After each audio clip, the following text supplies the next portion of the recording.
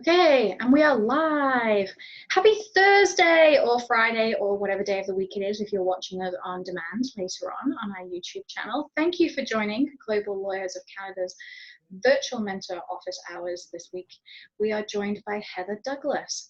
Heather is the principal of Heather Douglas Law. She just started her own law firm earlier this spring, which was exciting and scary all at the same time.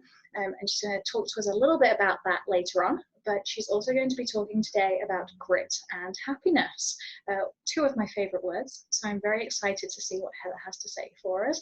So Heather, over to you. Why don't you introduce yourself to everybody? Well, thank you for that lovely introduction. So when I was doing my Master of Laws a few years back, about 5 to 6 years ago, I started a legal blog. And on my blog, one of the topics I explored was happiness and grit. And what does that mean for lawyers? So I'd like to start off just giving you a brief overview of a few key books that I read and what I learned from them. So the first book that I would like to talk about is Grit by Angela Duckworth. I don't know, has anyone heard of that book? Oh, okay. So Familiar.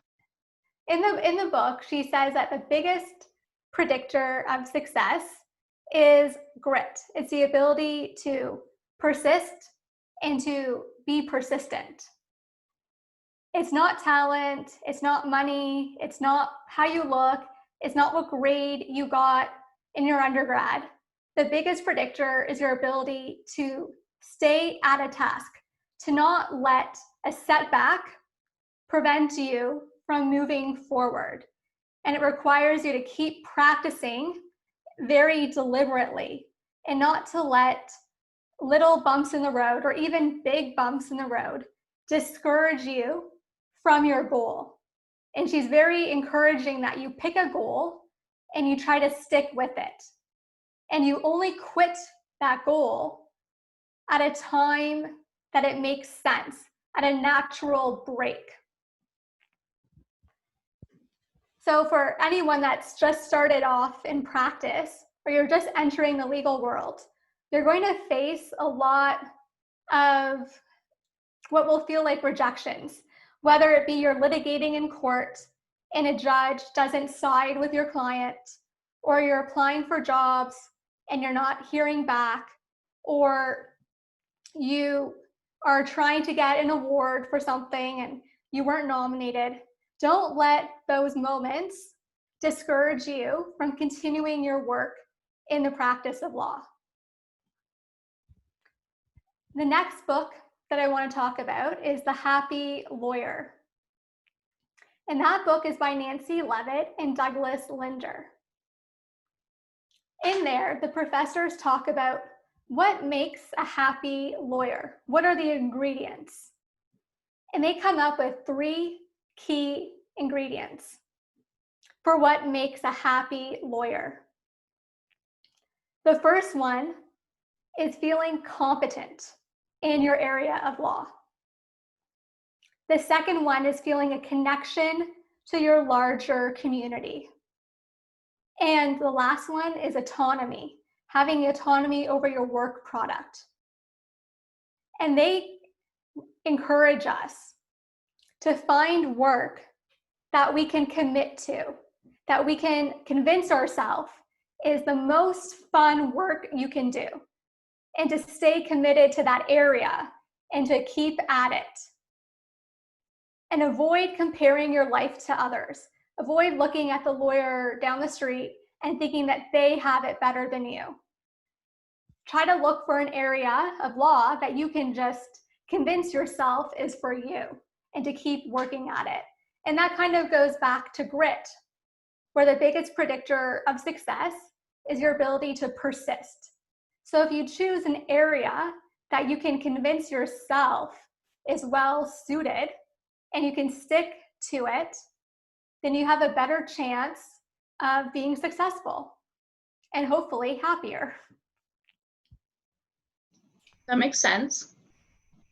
That makes perfect sense.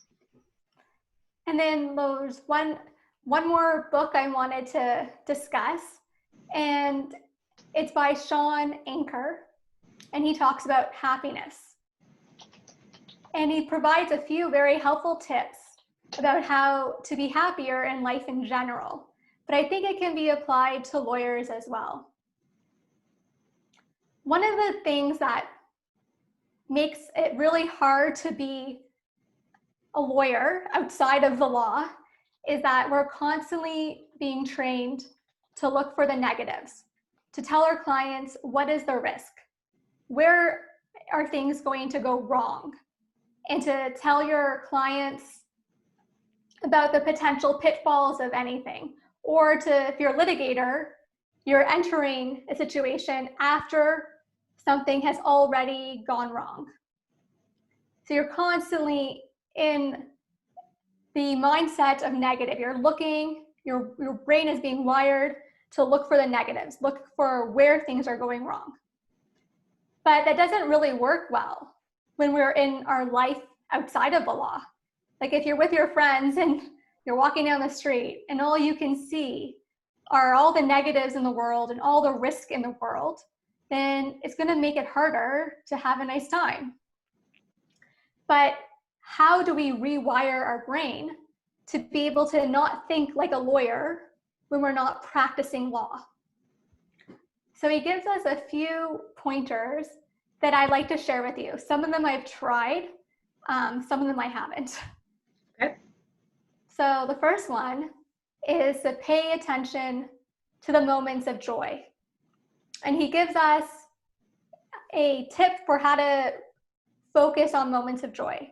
So one way to do that is to journal, it could be daily, the good moments that happen in your day, and to describe it in detail. Don't just say like, I walked on the beach.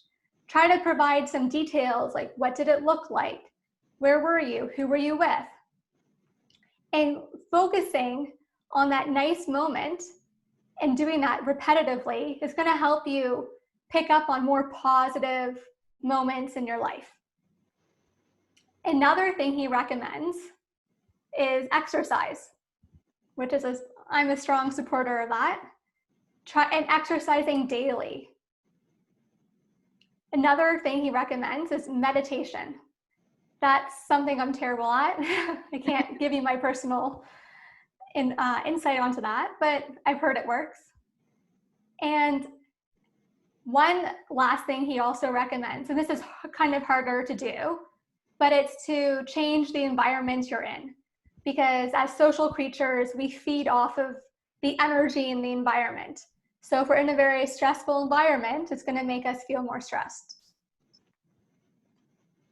And he makes one good point that I thought it really changed the way I thought about things, because I used to really think about life like this. I'd always think, okay, when I achieve this next milestone, then I'm going to feel amazing. You know, once I get into law school, once I graduate law school, once I get called to the bar, once I get my first job, you're always thinking, okay, then the problem is going to be solved. But with lawyers, a lot of us are very goal-oriented, and we're constantly thinking of the next goal.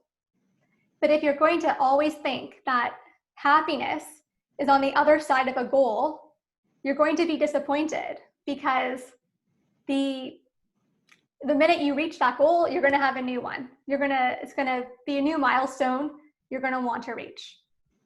So the best way to think about it, and this is what I've been practicing and I found it much more helpful, is to really try to enjoy the journey and to not look for and not to think about things as, oh, well, I'll be happy when, but to try to be happy during the journey of whatever you're trying to achieve. And then one more book that I would like to recommend, my last book, is Option B. And that's by Sheryl Sandberg and Adam Grant. Oh, I love that book. Yeah, it's excellent.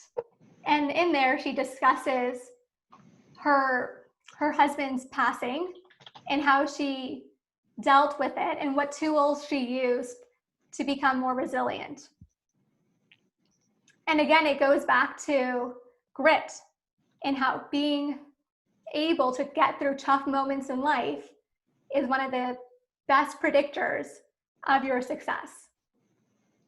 And she says that studies show that we recover faster when we realize that hardships aren't permanent, they're not pervasive, it's not going to affect every part of your life, and it's not going to follow you forever, and it's not entirely your fault.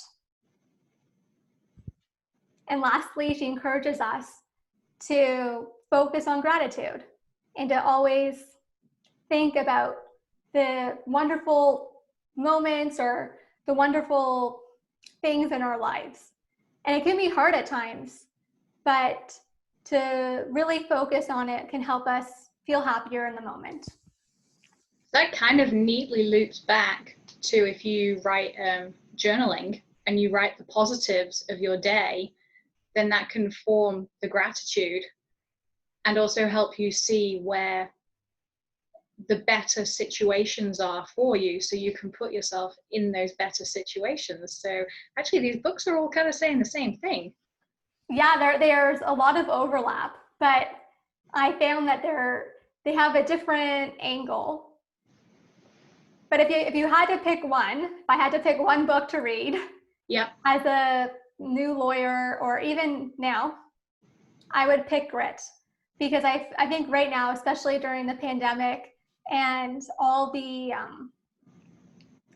isolation, it can feel very hard to get through any obstacle that comes your way. And when I, read that book, it just reminded me, like, no, you can do it. You just have to stick to it. Yeah. And so Grit was the one with the 3 parts, right? Where they said find the bit about, find the area of law that you like, find the community, and then the other part. That's the Happy Lawyer. Oh, that's the Happy Lawyer. Oops. Yeah, which is also a great book. Like, really great book. It's all about how to be a happy lawyer, and they talk about, part of the book, they talk about the evolution. They have a theory about how people evolved, and that we were evolved to always see risk, because if you were able to see risk, you survived better than the person who was just like ignorant. But if you could see, like, oh, that's an animal that can kill me, or that's a plant that I shouldn't eat, then that ability gives you a better chance of survival. So that's their theory about why we're more hardwired to see the negatives in life. But seeing negatives everywhere makes it harder to enjoy.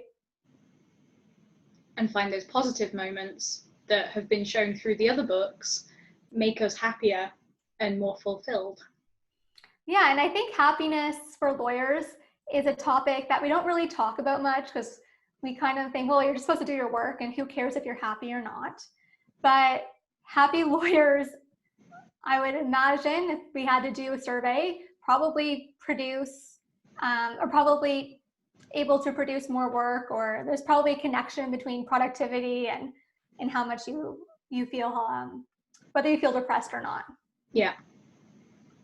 So how have you used the theories from Grit in your practice right now? I mean, you just started your own practice just as the pandemic was hitting us in Canada. Like that could be seen as a really terrible timing. It could also be seen as perfect timing. Like, what an opportunity. You really can do what you want in this period. But how have you used those skills that you've read about in Grit and put them into practice yourself over the last 3 months? That's a great question. So one of the ways I put it into practice was I chose to see it as an opportunity and to look at the changing landscape.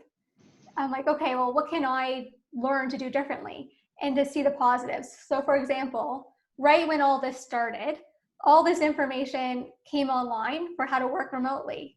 And I thought, isn't that great? I don't have a legacy system where files are in paper, or files need to be converted to be accessed at home. And now I have people are posting for free all these resources on how to build a remote practice, and how do you work from home, and what kinds of softwares do you really need and what can you go without.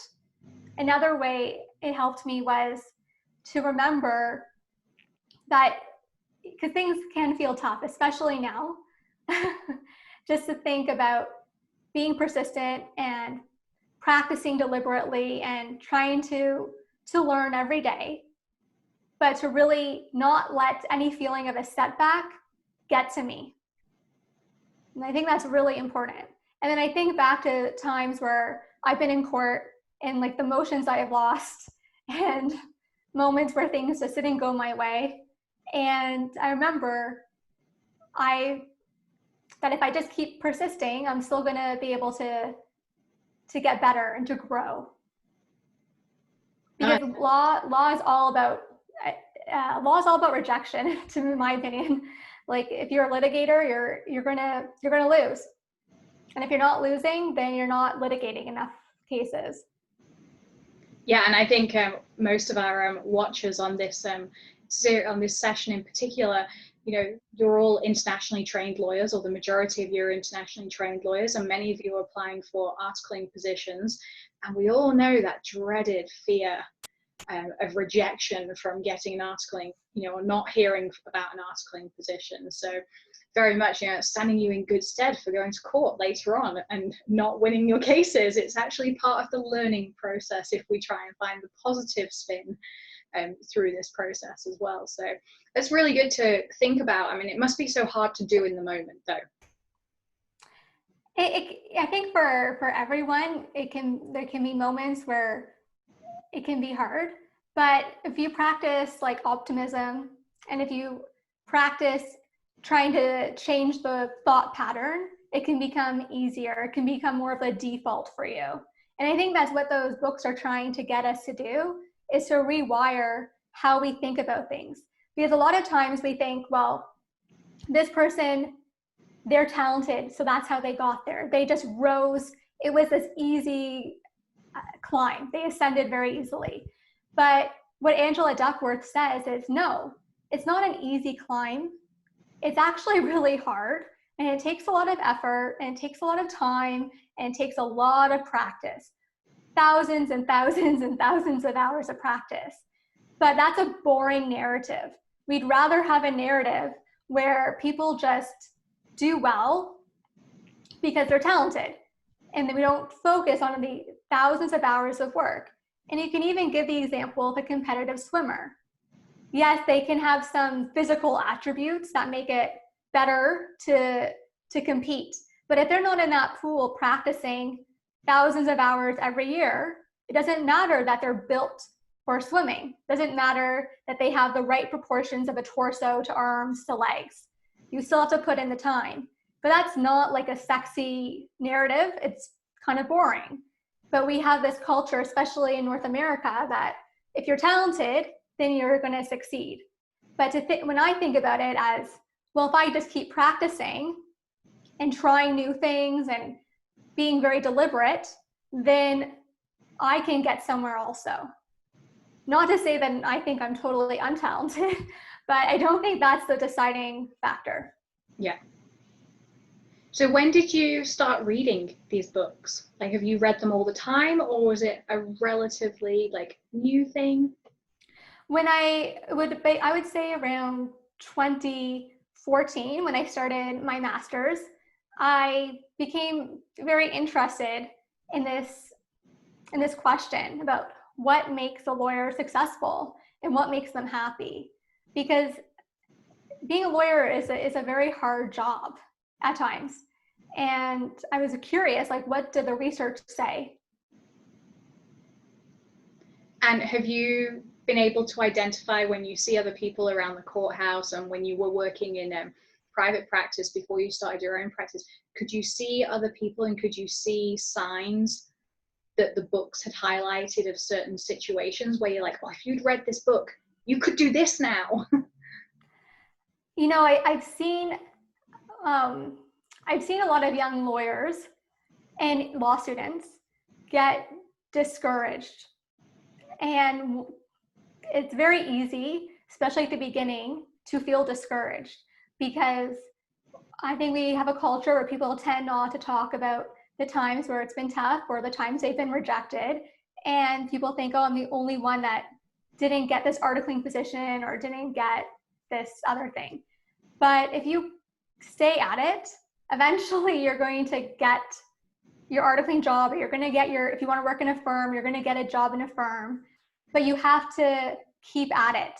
And another thing I always tell lawyers to do, and including young lawyers, is if you really want to practice in a certain area, let's say your heart is set on criminal law, and let's say you really want to do sex assault cases, that's your passion, that's your interest, then show it. Show your work. And so how do you show it? One of the easiest ways to do it is to follow case law and to summarize the case law online and to put your summaries on Canly Connects. Because then when you're going to interviews in Canada, then you can tell firms, yeah, I do have this real interest and I'm really on top of the law, and there's something objective that can show it. No, it's a great idea. We always say to everybody, like, if you can get something published, you know, and it's an area that you have an interest in, then do that. Like, get it published. And Canly is a wonderful tool for that, one that we don't promote nearly enough, because it's kind of a Wikipedia of law almost, in that it enables us to be able to put our summaries on there and our interpretations of the law. And you can everybody else who's doing a similar thing on a similar topic, and then you can research all the different opinions as well. That's so true, because like Canly, that's one option you can use, that's for sure. But there also, you can just publish yourself on WordPress.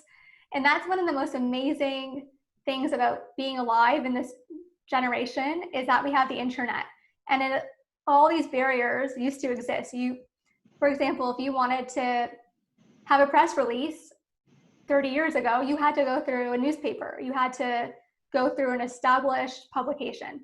But now, if you want to alert the world of something, you can put it on Twitter, you can put it on LinkedIn, you can make a blog, there's all these different forums. Absolutely. We are taking submissions for our blog right now for Global Lawyers of Canada. For everyone who has submitted a blog article, they are in the queue to be published. We are doing a revamp of our website right now, and that's why they haven't been published yet, but they will be published. So we are still collecting articles if you want to contribute on that one. So many different ways you can put your voice out there and be heard and become an authority on a topic. And that's really what you're saying, isn't it? It's like showing your passion by becoming an authority on it, by sharing that with the world and using the technology that, you know, the majority of us have at our fingertips to our advantage, especially right now whilst we're all sat at home and not able to go anywhere. Yeah, and I think another thing that you can do as well is to look for volunteer opportunities if there's a cause that you feel really passionate about. And I always find, like, when I give back, I always feel like I get back so much as well. So you must have volunteered, I'm going to assume. What kind of volunteering have you done in your history? Yeah, so I volunteer for the 519 Legal Clinic in Toronto. It's a legal clinic that's run through, I don't know if it's necessarily associated with the City of Toronto, but it runs through a City of Toronto building. And we provide advice to very vulnerable members of the community. Then I also volunteer with Pro Bono Ontario. And I do some volunteer work with the Ontario Bar Association. Fantastic. And is that just general legal advice, or do you find that you end up, you know, there's kind of a specialism, like a niche that you end up giving more advice on? With Pro Bono Ontario, it's civil litigation. With the 519 Legal Clinic, it tends to be more broad, but still usually in the civil realm. Interesting. Which marries very nicely with your expertise. of litigation and risk and compliance? Yeah, I do enjoy it because it's the clients really appreciate the help. And so with that, have you always done that, or did you wait until you'd been called before you got involved with volunteering with these organizations? The legal advice, I waited till I was a bit more experienced, and I'm glad I did, because I don't think I would have been able to handle some of the questions had I not. Yeah, and when you're dealing with particularly the 519 clinic, because you said they're the more vulnerable members of our society, did they give you any specific training to support you? Was there any like recommendations of things you should do? Yeah, we have I don't know if it's called sensitivity training, but definitely like we had training not just on the legal side, but how to best deal with like an intake and be very inclusive. That's fantastic. It's so good. Like you're getting like a really broad experience where you're not only providing legal advice, but you're also being trained on those sort of soft skills that sometimes we don't get taught at law school because we're trying to learn all of the legal knowledge. And we sometimes have to like fast track over some of the soft skills that are so fundamental to actually our day-to-day practice, especially when we're dealing with those members of our society who are less well versed in the legal environment, and they are the more at-risk members of our society as well. You know, they're at risk of being taken advantage of by all sorts of different people.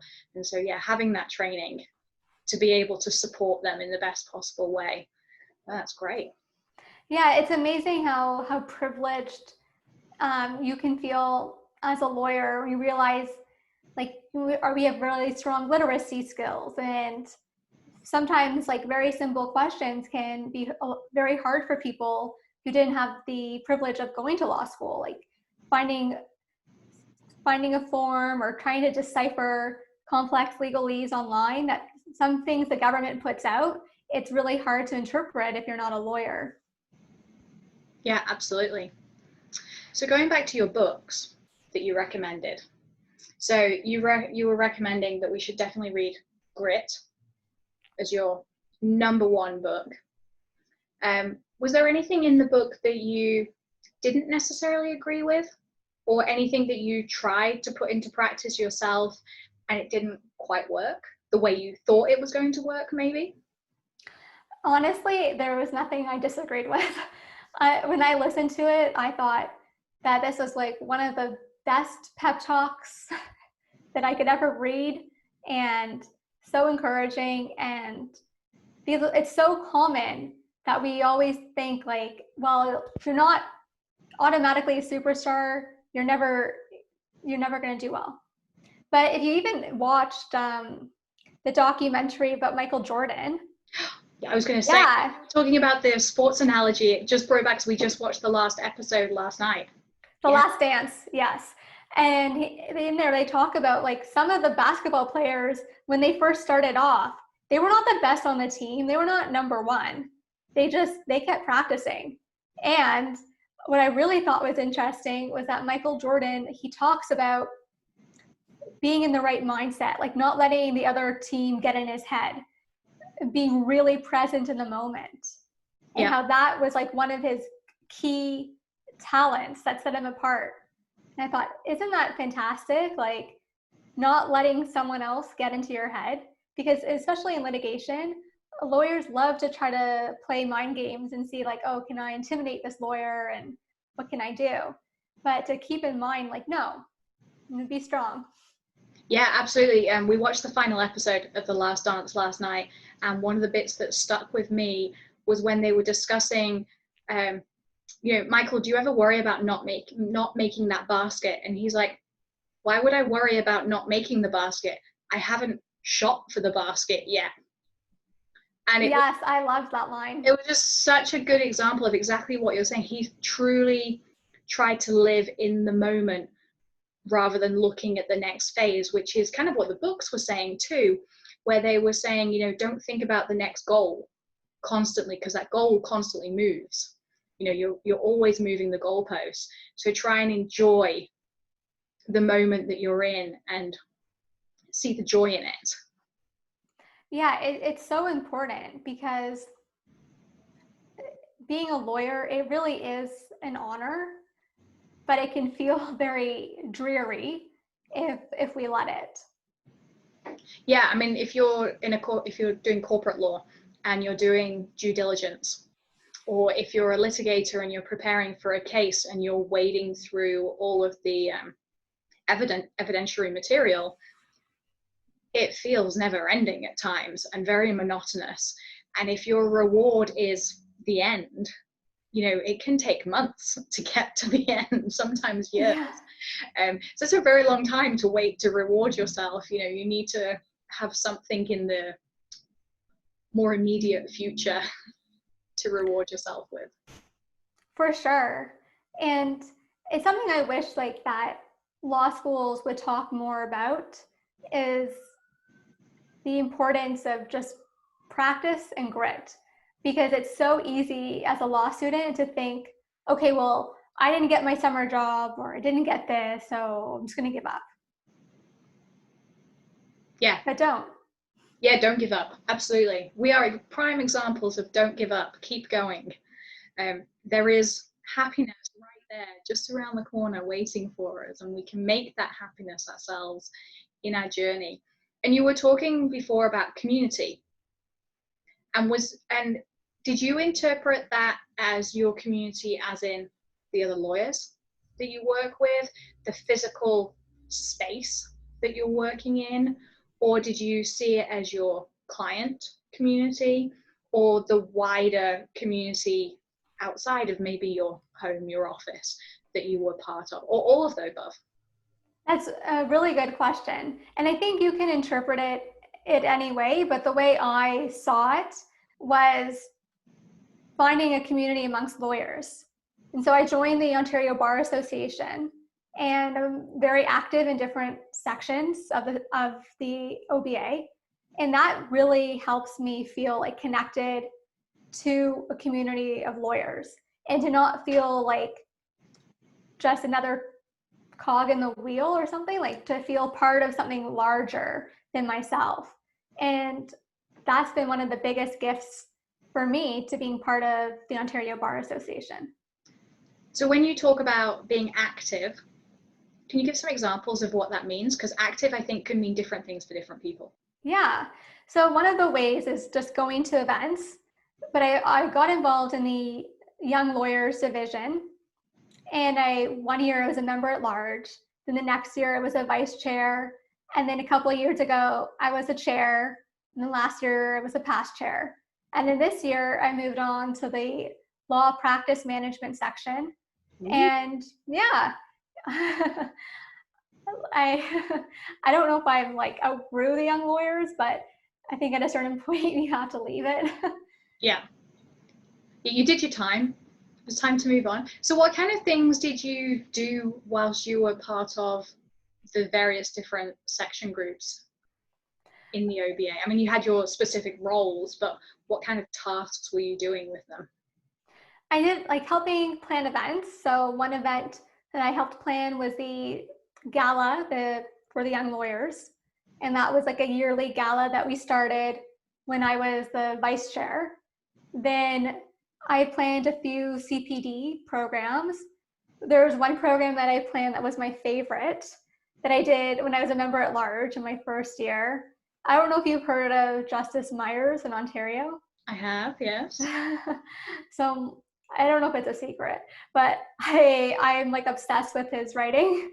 So I was always reading his case law, and I invited him to like give a talk to the Young Lawyers. Ooh. Yeah. And he was receptive to that? Yeah, he was. I really admire him. I think he's an excellent judge. So I was happy that we can learn from him, and I gave a lot of good advice on like summary judgments, and yeah, it was a great talk. And it was more social, like it was in the evening. It was like an evening affair as opposed to like a daytime, bright lights, boring CPD. Yeah. Yeah, there is a difference between doing those ones where the CPD, so the continuing professional development programs, where they're done during your lunch break. So you basically work all morning and then you rush out of the door to a hotel or a different law firm's boardroom, and you sit there, squished in with all these other people, and you're eating potentially a rather stale sandwich and drinking, coffee and tea and things. And then you rush back to the office and you carry on. And there's a big difference between those kind of CPD events and then the more sort of relaxed events in the evening where you sit around with a sort of a more adult refreshment, if that's your penchant, but it's just a bit more informal. Exactly. And it makes it like a more fun evening, even if you're still talking about the law. Yeah, definitely. So we had a question from Rinal. Rinal, do you want to unmute yourself and ask a question? Yeah. Hello. I want to know your thoughts about maintaining a work-life balance, and you're talking about happiness. So how does maintaining a healthy work-life balance, contributes to happiness? And what would be your advice to young lawyers to start thinking in this direction? Because usually lawyers think that they have to put in a lot of work and they just keep working. And it's, as you said, that they don't enjoy the milestones when something good happens, and they keep looking at the bigger goal. And I think in corporate law especially, it's my experience, I'm an ITL, they promote the culture where it's very competitive and you don't have time to breathe. So you have read so many books, so what are your thoughts and what would be your advice? That's an excellent question. So I have two points of advice. So the first one that I found very helpful when I started practicing as a lawyer was exercising daily. I joined a gym, and I before the shutdown, I was swimming almost every day. And that to me was really pivotal to managing stress. Now, like, I'm swimming a bit less, but I'm still finding ways to swim. But every day, or almost every day, I was going to the gym and I was swimming, even on the weekends. And I can't tell you like how much that has saved me. So if you can find like one form of exercise that you enjoy, that will pay dividends. The second thing that I do that helps with time management is blocking time off for things. So I do volunteer at a lot of places, but I try to block it off into different sections, like doing it on one day only, or trying to figure out like how you can put things in different times of your day. So maybe in the morning you check your emails, or maybe you check your emails in the evening, or maybe you check them every 3 hours, but not to constantly be letting the distraction of an email coming through. Because what's really key in getting work done is focus. And it takes 20 minutes to get into the flow of anything. So if you're constantly getting pinged with something new, you're never giving yourself the opportunity to focus on one task. And the most efficient way to do anything is to do one task at a time. Thank you. There we go. And Arthur, did you have a question as well?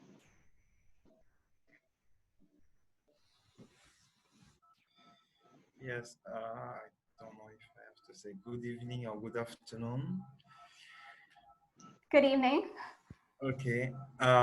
My question is, how long did it take you to be promoted, and what did you do exactly to have this promotion? And what kind of advice you can give to us, so we can also try to do the same thing? Okay, well, I don't know if I think I promoted myself or something, but I think one of the best advice I can give for people that are trying to get to another position or another stage is to take initiative. and always think like, what can I do to further my career? Because no one is going to do it for you. No employer is going to build your career as much as you will. It's not really, their interest is to get work from you, which is great. But you have to keep in mind, like, what can I do to build my profile and to build my skills as a lawyer? Naturally, through working there, you're going to get some skills. You're going to learn a lot, but you need to take the initiative to learn more, to read more textbooks, go to more CPD events. Don't just do what's the minimum or what's expected of you.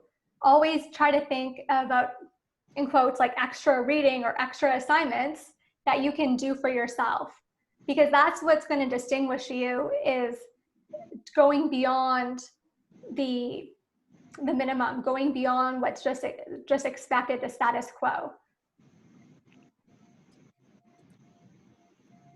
Does that help, Arthur? Yes, yes. Okay. If you have any follow-up questions, I'm really happy to answer. Okay. It's a tricky one, right? Because we think of promotion it's almost like having a goal. We were talking about earlier, and having those future goals, and we'll be happy because we get the next promotion and we move the next rung up the ladder. But I think what Heather's been saying, and from the books that she suggested, is we have to enjoy the journey. So we have to make that journey a journey we want to take. And with that journey, there will be levels along the journey, which will be maybe a promotion or a milestone of some degree, you know, whether it's you run your first trial on your own, or whether it's you do your first client intake on your own. You don't have, like, you know, your partner, your principal sat next to you, you know, or you open your own law practice. You know, these are big milestones in your journey, but it's the journey to reach those milestones that are almost more important than actually getting to the milestone, because it's what we experience and learn along the way. And what Heather's suggesting is we need to create that journey for ourselves. And we can do that through a variety of different ways. And Heather is a great example of being involved in the community in different ways, which all adds to her brand. And we talked about brand a couple of weeks ago with Daniel Lowe, and how making a strong brand for ourselves makes us more attractive for people. So sometimes maybe it makes us able to make that journey a little bit smoother, a little bit faster at times than it maybe wouldn't be in other ways, if that makes sense. Yeah, that's really well said. Yeah, it's really well said. Basically paraphrasing off all of our fantastic mentors. I'm just merging it all together from all the different people who've spoken, because you've all had such great tips. And I feel like sometimes a lot of you are saying very similar things, but maybe using different words, which is great. Yeah. Different words resonate with us in different ways, and they resonate with us on a different day as well. Like one day, one of you will say it one way and it'll be like light bulb moment, you know, kind of like when you read Grit. It was like the right words at the right moment that resonated with you. But maybe if you'd read Grit during your undergrad, it might not have had the same effect and power on you because it wasn't at the right time. Oh, yeah, it's a very good point. I mean, I honestly wish I had known that book even in high school. Just the idea that you can grow so much, and that it's really about the practice. Absolutely. I mean, I read a book last year or the year before, and it's the 5-second rule. I don't know if you ever read it. I've heard of it, but I don't remember what it's about. It's a great book. It basically says, so you imagine a rocket ship, and they do the countdown, 5, 4, 3, 2, 1, blast off, and you go. And it's like every time you make a decision, your brain has 5 seconds to either choose one path or the other for every decision. And what do you let it do in that 5 seconds? Because if you wait till the end of the 5 seconds, your brain has time to talk yourself out of it.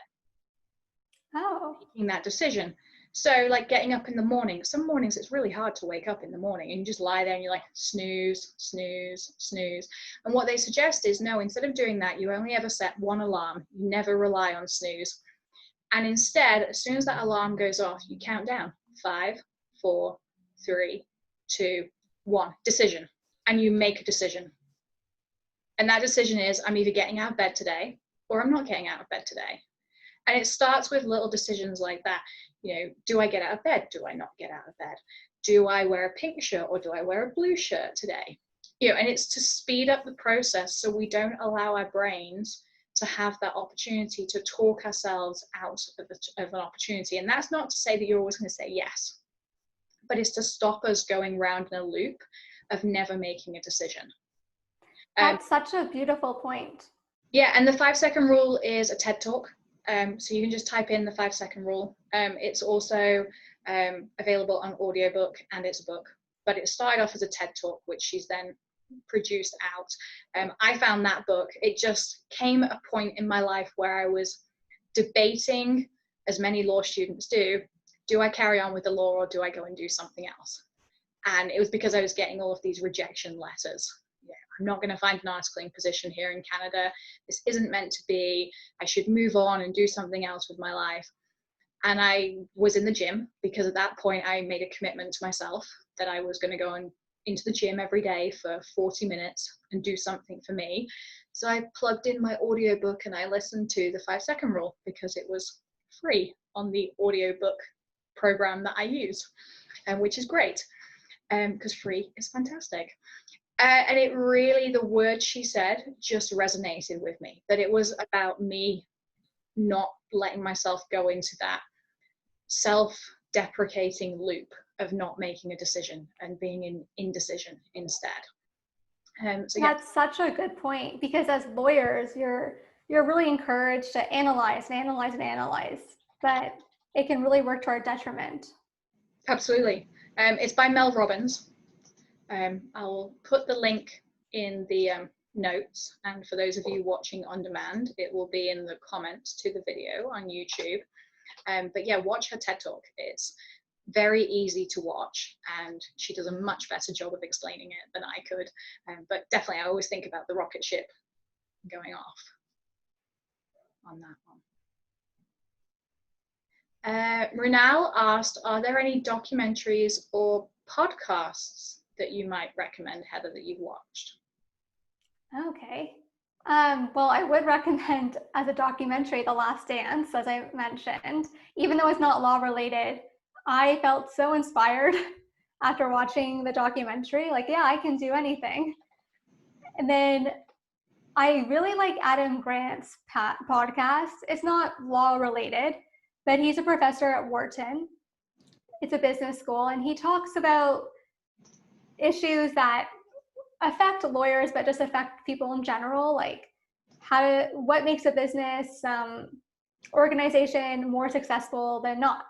And like he looks at different angles of it, but his focus is on mostly like organizations. And I became interested in him from a book he wrote called Give and Take, where he talks about different types of people in the workforce. So that's one podcast that you should look for if you're looking for a podcast. Adam Grant. It's a great, he's given a TED Talk as well. It's really good to watch. I really liked, I'm a big fan of TED Talks, mainly because they're really short. So my attention span can last that long, because by the time I finish work, I have an attention span of a goldfish, which apparently is a lot longer than 5 seconds, by the way. I was told by my cousin, who's 5, that they have a much longer attention span than 5 seconds. But Amy Cuddy was a TED Talk that I really liked, and she talks about superpowers and superpower poses. So I'm quite an introverted person. I don't like talking in public, which is very bizarre as I'm talking to all of you on here now. But I really do not enjoy standing up in a room in front of people. And she talked about the power of our body language and how it projects.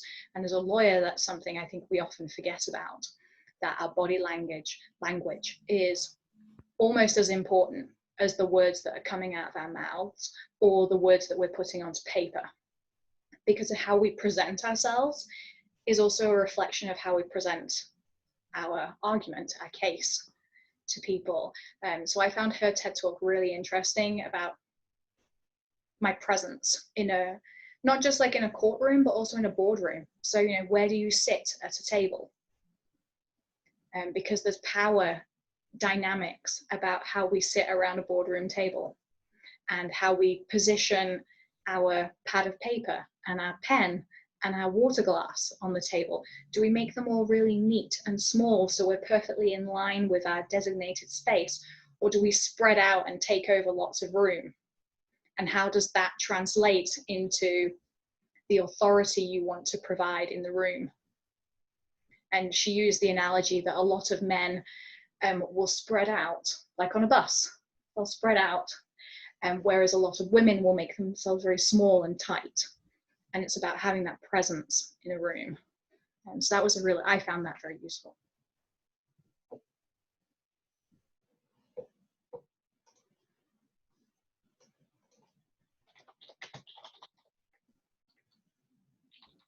Yes, power pose, that's what she calls it. Okay, I'm Googling it so I can post it in the link for you all. Yeah, I think Shonda Rhimes talks about it in her book. I think it's called The Year of Yes. Oh, another great book. Have you done it? Have you done the Year of Yes, where you say yes to basically everything that doesn't put your life in jeopardy? No, but I've actually been saying yes to a lot of things recently, and I've been thinking about her book. There we go. I've never done the full Year of Yes, but when I first moved to Canada, I did try to say yes to basically everything the first year that I was in Canada. And how did that work for you?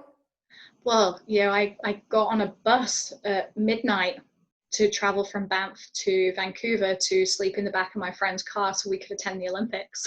So, I mean, I got to go to some like pretty incredible places, attend some, you know, one-off events I would never have been to by saying yes. I faced some real fears. You know, I'm not a big fan of heights. Definitely don't like big drop-offs when I'm skiing. And yeah, I would go and hike up mountains and go skiing in all sorts of different places that I would never have thought that I would go to, and I probably won't go to ever again, but I went to them and I faced those fears. So I think in some ways it was quite good, but it was so nice to say no afterwards. At the end of the year, I became really conscious of what I said yes to. And it wasn't that I said no to everything, but I was much more thoughtful about what I said yes and no to. And I was deliberate about making those choices. So in that way, it definitely had an effect. So if you guys haven't heard of The Year of Yes, you should definitely read the book. The lady basically says yes to everything that isn't, you know, putting her or somebody else's life at risk. Yeah, I think one of my favorite examples in the book is like her daughter asked her to play with her with like a toy, and she would normally say no because it would make her late for work, but she just did it anyways. Yeah. Yeah, and how it completely changed the way she thought about. There it is. It's popping up on YouTube right now. But yes, and Shonda Rhimes, if you don't know, she's a producer. She produces a lot of TV shows that you may have watched if you watch American soaps and dramas. So yeah, definitely a good one. Does anyone else have any other questions? You can say no. I know it's very, very late for you, Arthur. All right, guys. Well, on that note, I want to say, Heather, thank you so much for today. I think he has a question. Oh, do you, Arthur? Yes. Okay.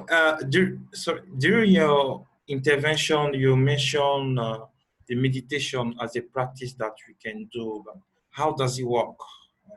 Do you have any idea how I can practice the meditation? Oh, now that's a good one. Heather, because you're not a fan of meditation, right? It's not for me. I want to practice it. I'm really not great at it. I know there are apps you can download that force you to take the time and meditate. I personally try to, when I'm trying to be more present in the moment, think about like 5 different things I notice. So if I'm focusing on a sound, like I'll try to look for 5 different sounds. Or if it's like something I'm looking at, like 5 different colors, or just something to ground you back into the moment. That's kind of the closest I've gotten to meditation, but I'm no expert. So meditation is something I've been working on for a while. I am unsuccessful more than I am successful, that's for sure. I started off hearing about meditation because I started doing a yoga class, and at the beginning of the yoga class, our teacher would meditate with us at the very beginning. And her interpretation of meditation was kind of similar to you, Heather. It was basically emptying the mind. And what she said was that's very, very hard to do, is to empty the mind and just have a white space in your head. And especially I think for high achievers like lawyers, we have so many different thoughts going on in our head. It's really hard to slow those thoughts down. And so what she said was, imagine an old film reel. So those big old film reels that would go around. And she's like, close your eyes and imagine a big film reel, and imagine all the images going past you, but you don't interact with them. You just watch them go past. And that's allowing your mind to kind of find that calm, that quiet, but allowing everything to just continue, because it's the interaction with those memories and those thoughts that prevents our minds from calming and slowing down. So that's something I have always tried to do. Some days it's easier than others. Some days it just totally doesn't happen. There's just too many thoughts competing in my head and I can't do it. But we recently bought a Peloton. Yeah, I know, I've turned into that classic lawyer who owns a Peloton, but with all the gyms closing and everything, and did something to like be able to do exercise from home. And as part of the Peloton app, they have a meditation section. And so now every night before bed, my husband and I will do a 5 to 15 minute meditation. And that comes with like breathing exercises. It's basically about slowing down your breathing and focusing, instead of focusing on 5 objects, which Heather's been doing, we focus on the person's voice instead. So it's just training your attention that way. But yeah, there's apps you can get, like Calm, I believe is one. Okay. CALM. I think there's some on YouTube for free as well that you can find, which is supposedly quite good. I like the kids meditation. If you can find a kids meditation, I find they're really approachable and not quite as scary if you're trying to learn meditation for the first time. Okay. Yeah. Thank you very much. No problem. Oh, Mrunal has shared. That is a lot of letters. That's Surya Namaskar.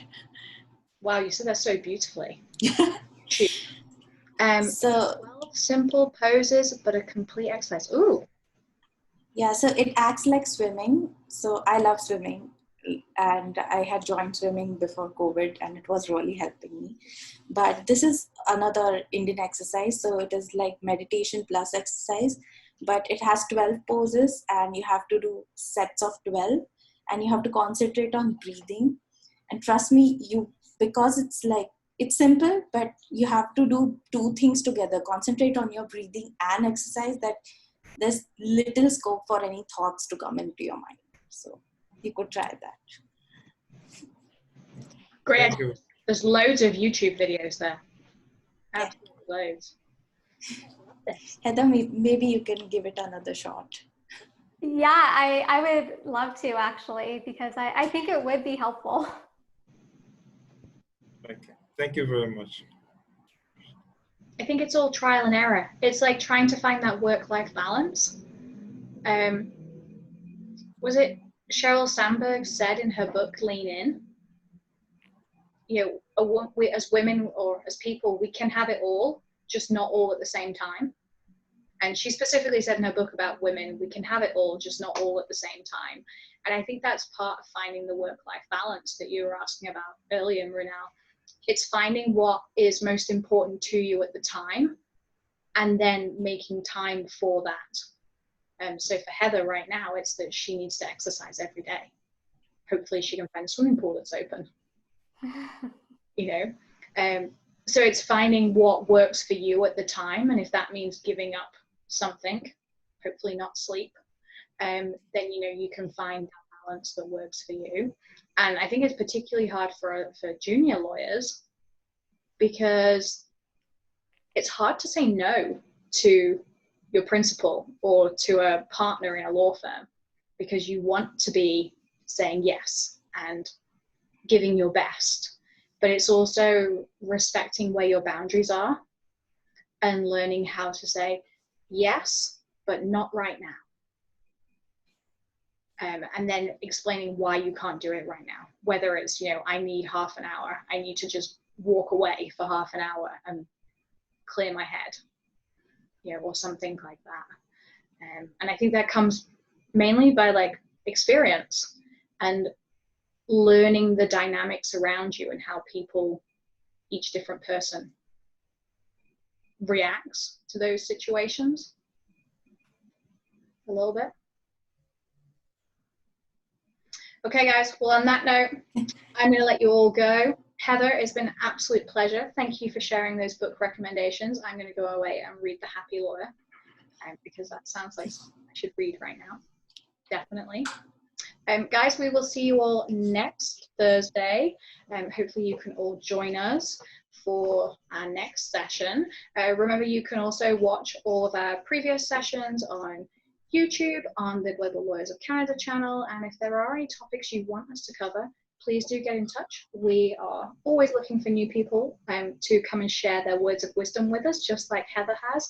And next week we will be joined by Saeed, and Saeed is going to be talking about qualifying as a lawyer in Canada from a subcontinental perspective. So there we go. Have a wonderful evening, a wonderful morning, a wonderful day, wherever you are and whenever you're watching this. And we shall speak to you all soon. Thank you. Thank you, Heather. Thank you, Siobhan. Thanks, guys. Bye now.